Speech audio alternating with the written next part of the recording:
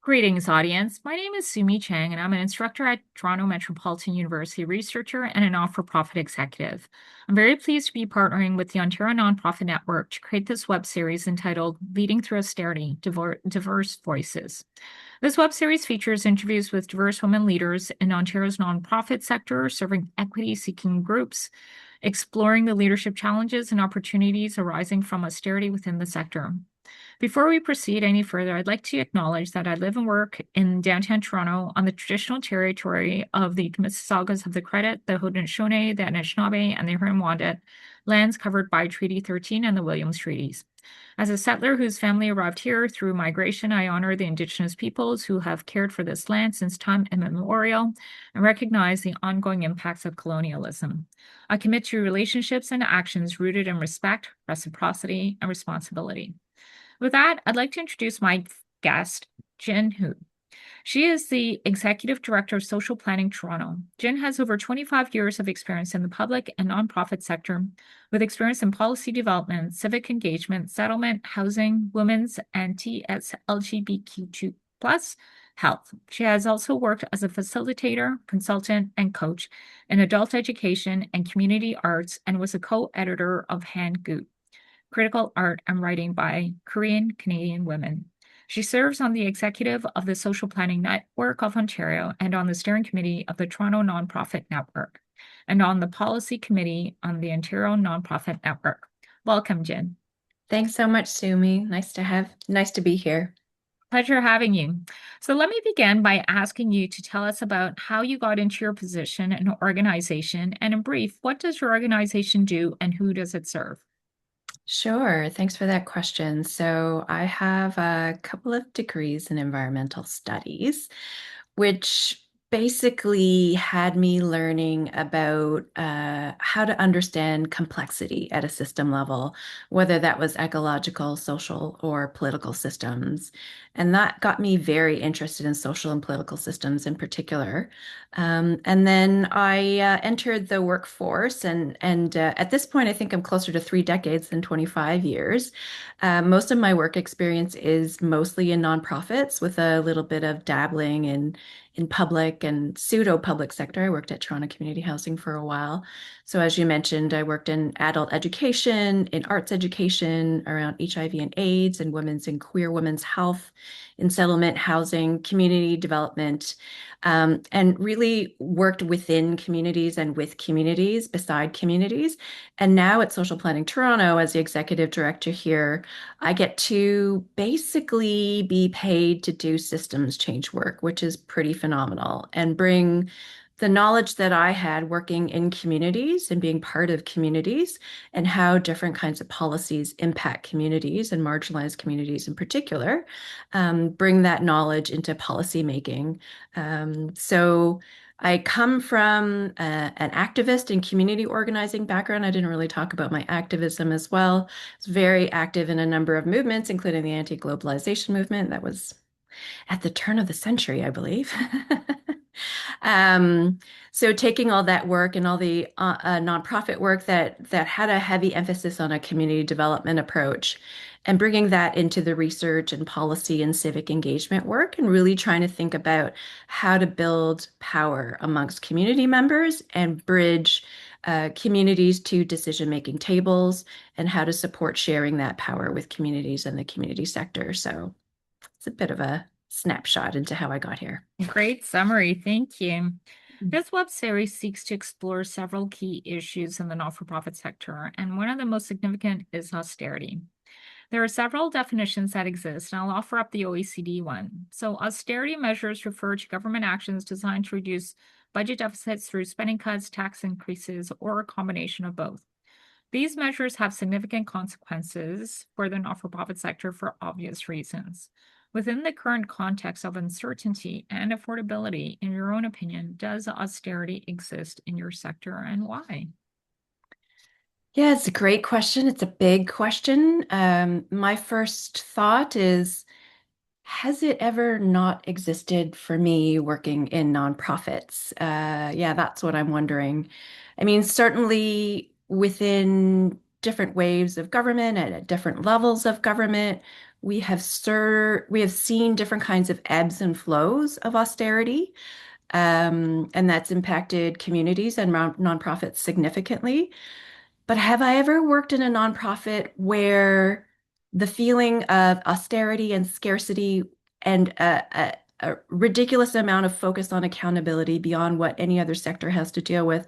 Have I ever been in a situation where those things were not the case? And I couldn't think of examples of that. So I would say, yes, it exists. It may be the new normal. I'm not quite sure how far back it went, but certainly it feels like in my lived experience, it's been the reality for nonprofits.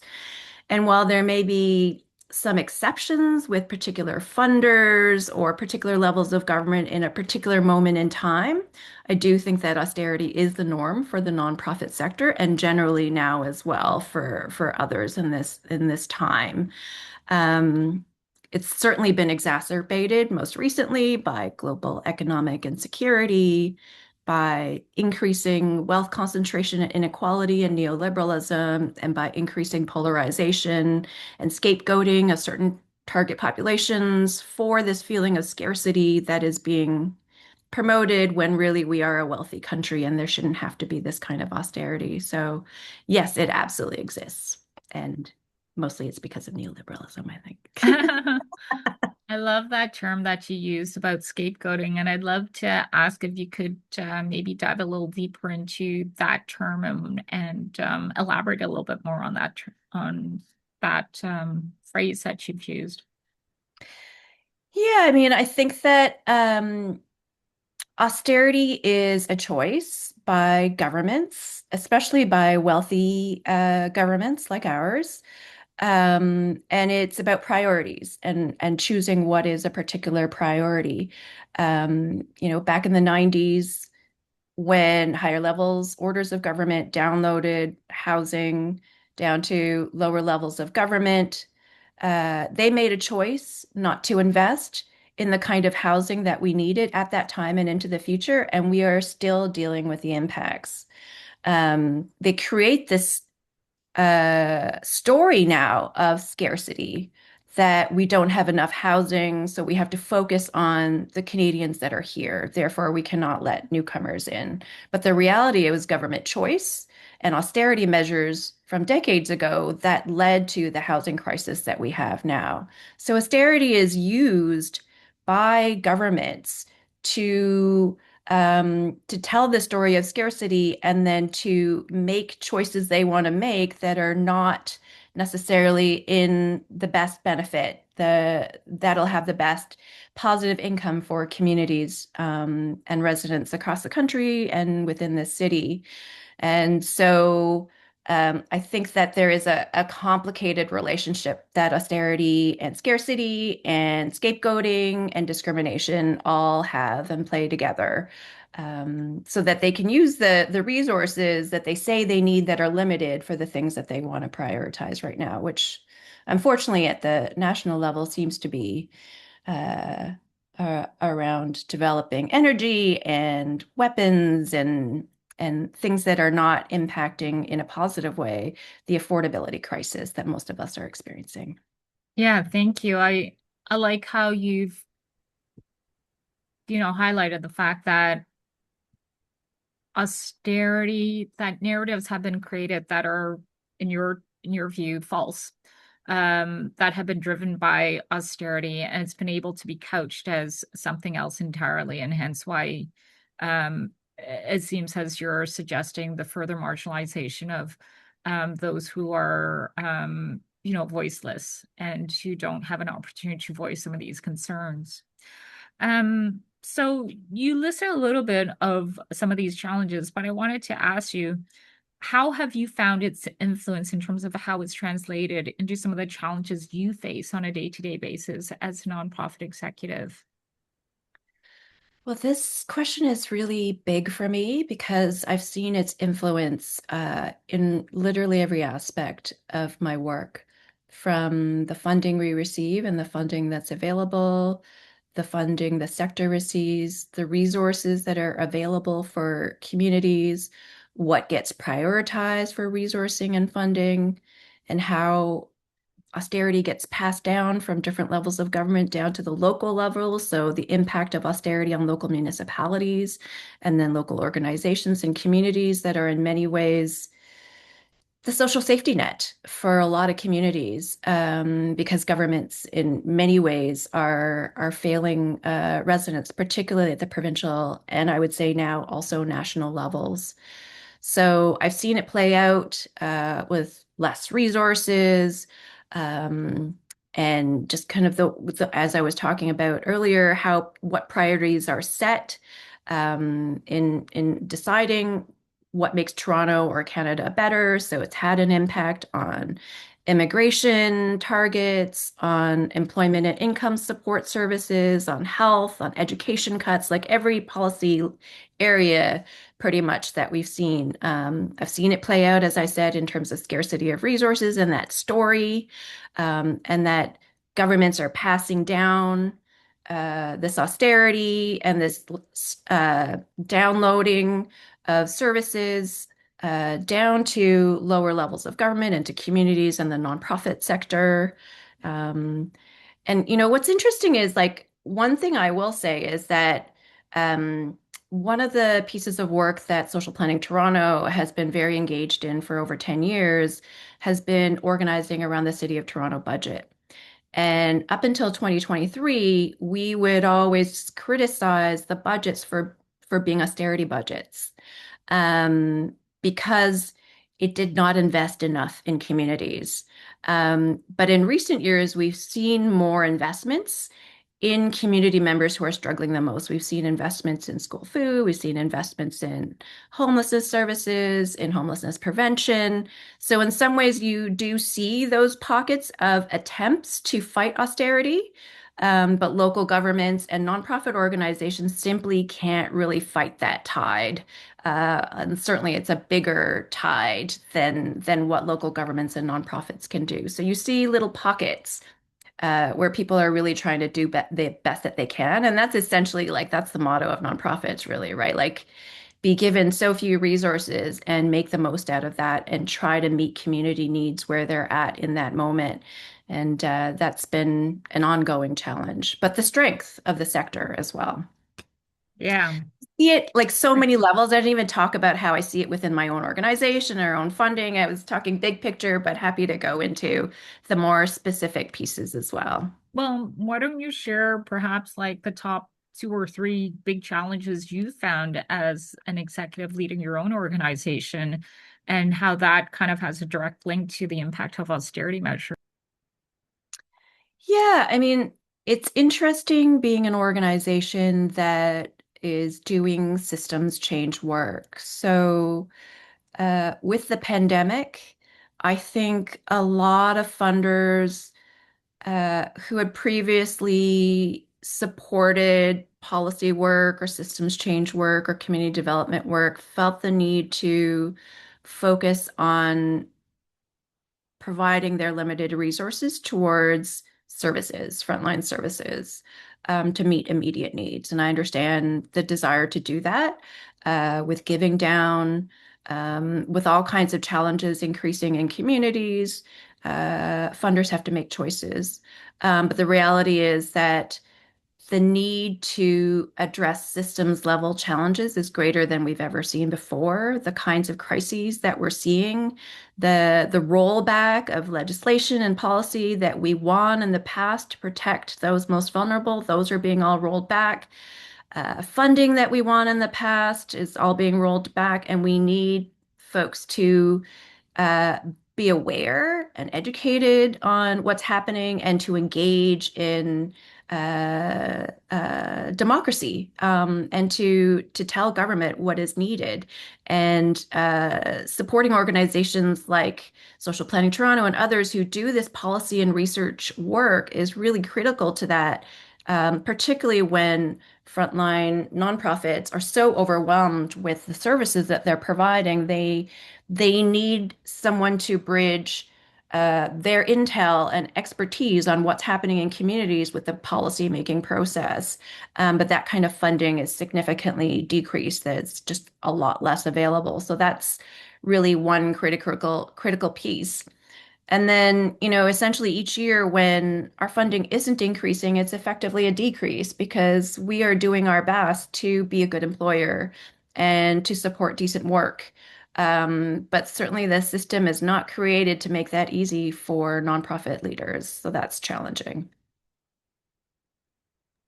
Thank you for sharing some of those challenges. Um, I wanted to take one aspect of some of these discussions around austerity and ask if you could speak to the competitive nature of the non-for-profit sector and how it's impacted partnerships and also the notions of allyship and the realities of allyship. This is another really complicated issue. Because I've worked in multiple subsectors and different organizations over the decades, I have experienced different levels of competitiveness in the nonprofit sector. What I would say right now is that I'm in a very privileged position in that we do our best not to compete against our partners who are service providers. And that we are very lucky to have two core funders. So that gives us a certain level of stability, despite our financial, challenges. So we do our best to think about our work as movement building, and not about growing our organization. Although certainly, if we were able to grow our staff, we could do our movement building work more effectively. But we really try to prioritize collaboration. I know that just sounds like words, but it really is about trying to build a network of folks who are on the same page, trying to enact the same kind of changes and the same kind of policy changes, and do that together and have conversation with each other and support each other to do that. So we try our best not to compete with others, even though there are lots of others that are doing similar work as us. We see the amount of work there is to do is so big and unlimited that we need more of us doing that work. So we really try to take that collaborative approach. But it's easy to say that when you have core funding and you're not one of those smaller grassroots groups that's just struggling to survive.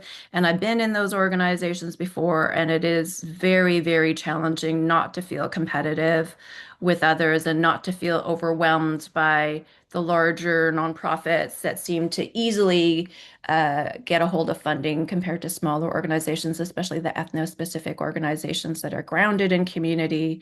So it's complicated and it's systemic, and it's the funding system and the whole system that oversees nonprofits and the legislation that oversees nonprofits that contributes to this competitive nature, unfortunately.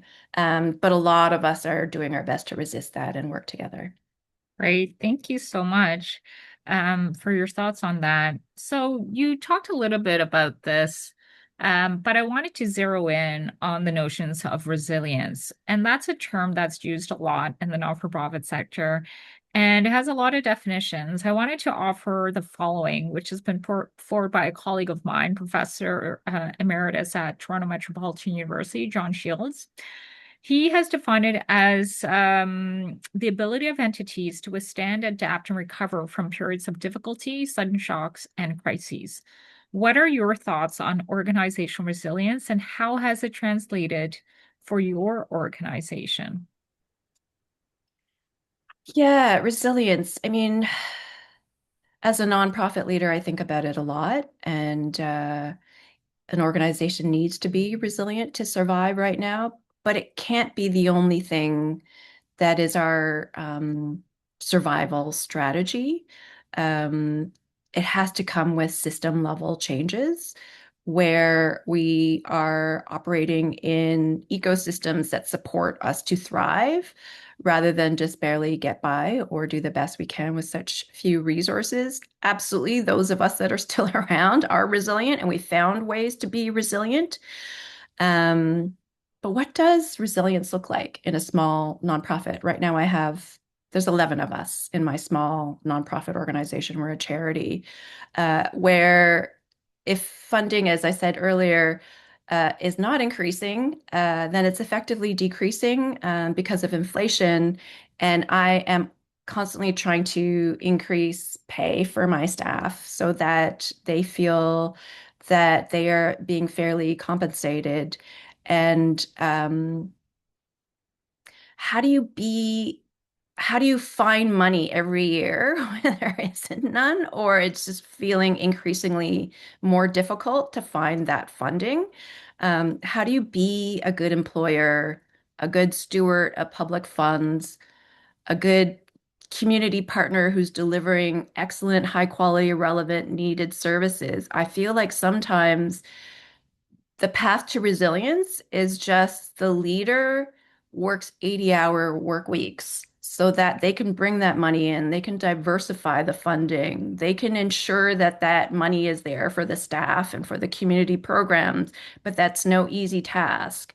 And so the organization may be resilient, but are the leaders of the organizations, how are they doing? Because it's not an easy job and it's not that well paid a job either. We're here mostly because we believe in it. Um, yeah, resilience on the backs of leaders. I feel like sometimes that's what's happening, unfortunately. Well said, Jen. Um, Thank you for that. I'm sure a lot of non-for-profit leaders would be kind of shouting out a thank you for for your kind of expressing those views. Um, Another aspect of this notion of like uh, the stressors of being a nonprofit leader um, is the aspect around diversity. There's so few diverse female leaders in the majority of the not-for-profit sector.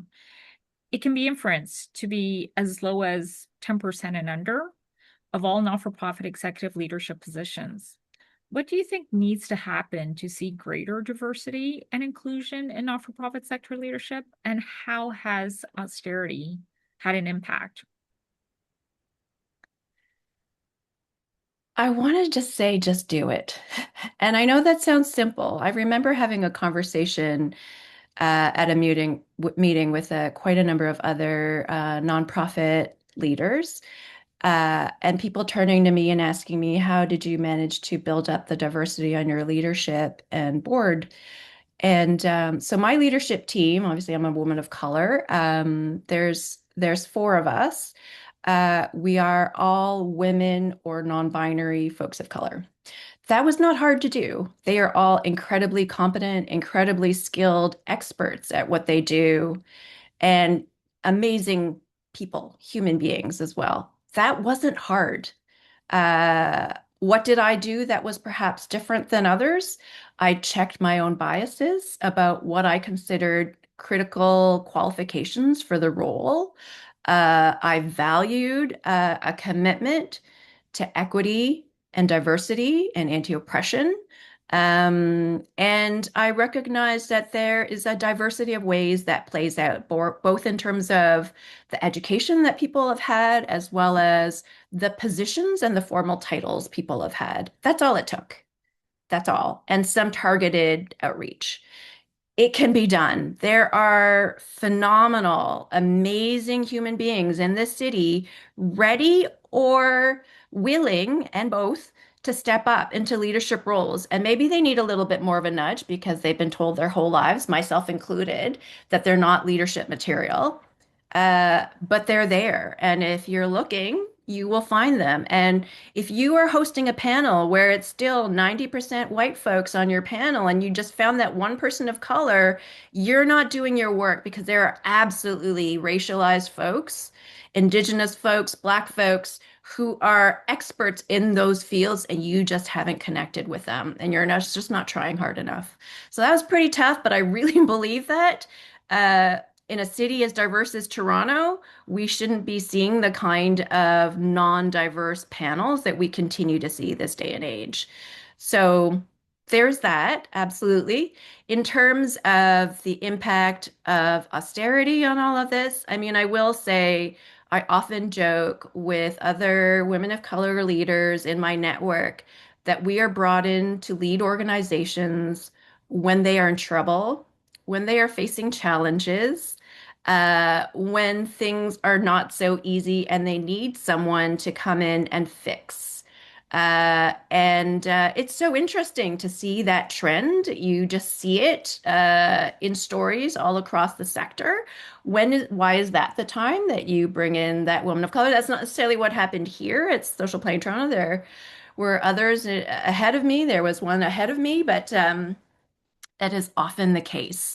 And then I do think that it is interesting. I hope that I'm sure there are lots of data to show what women of color are paid compared to white men in particular. And then also I'd love to see the stats on the kind of work they do and how it's valued compared to less diverse folks and what more is expected of women of color.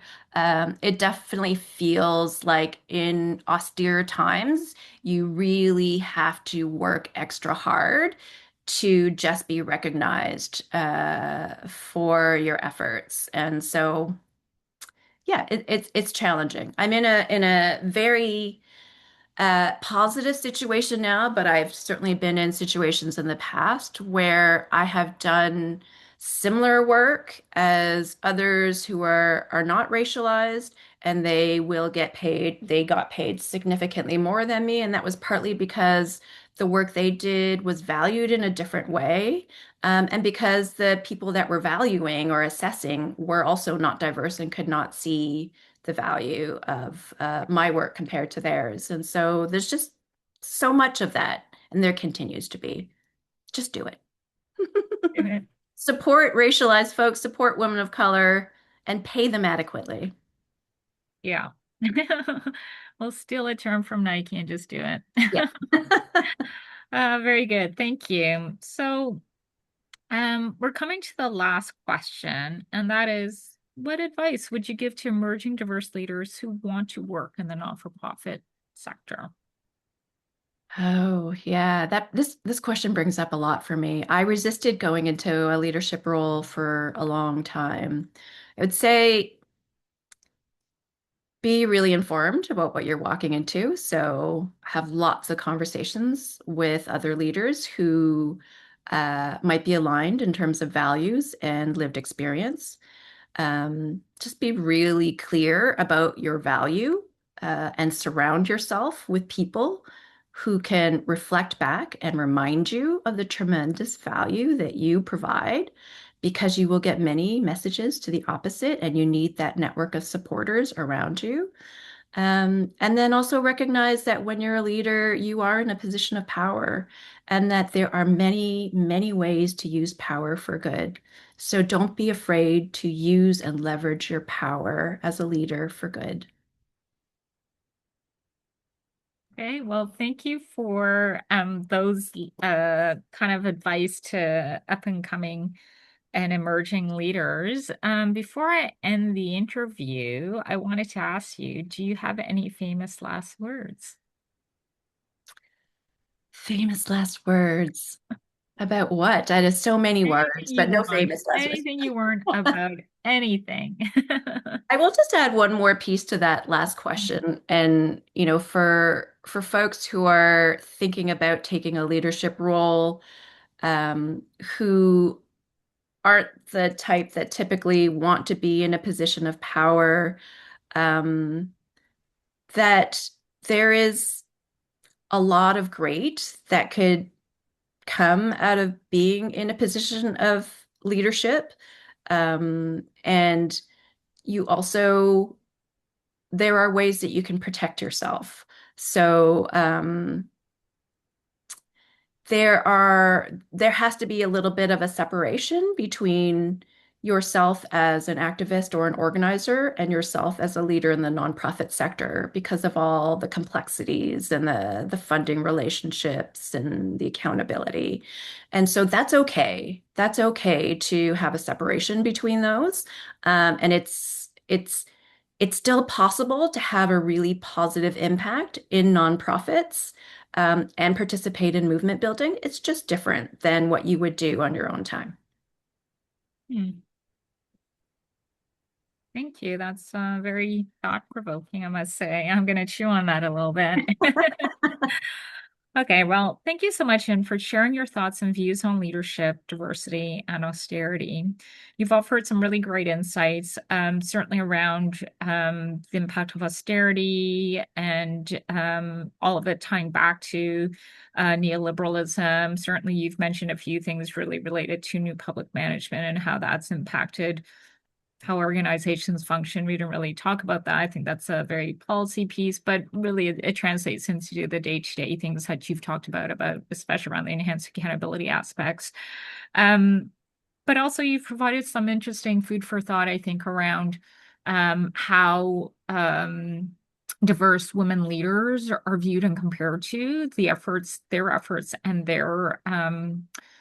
and the outcomes and achievements that they have, and how that's equated to when we kind of compare those efforts to non-racialized leaders, and how challenging and frustrating I think that can be for a lot of diverse women leaders. So thank you so much for expressing that. And thank you, audience, for joining us. We look forward to having you at the next leadership interview. Thank you and goodbye. Thanks.